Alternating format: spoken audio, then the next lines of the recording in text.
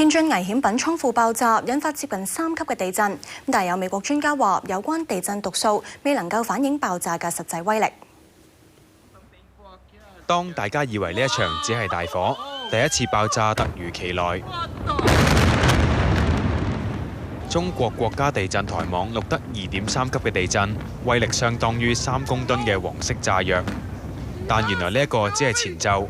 就喺30秒之後發生更加激烈嘅第2次爆炸。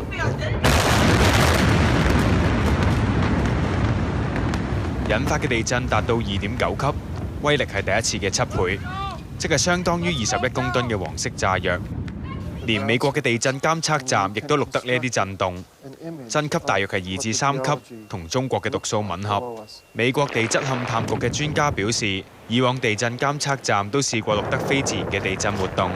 例如採礦時候嘅地底爆破，但係地面發生嘅爆炸都測到地震，係相當罕見。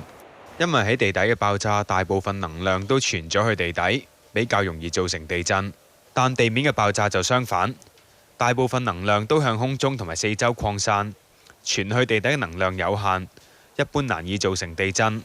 所以美國嘅專家提醒，當我哋憑地震讀數推斷天津嘅爆炸能量相當於幾多公噸黃色炸藥，其實呢個講法只係描述緊爆炸總能量嘅一部分，實際嘅爆炸威力應該更加大。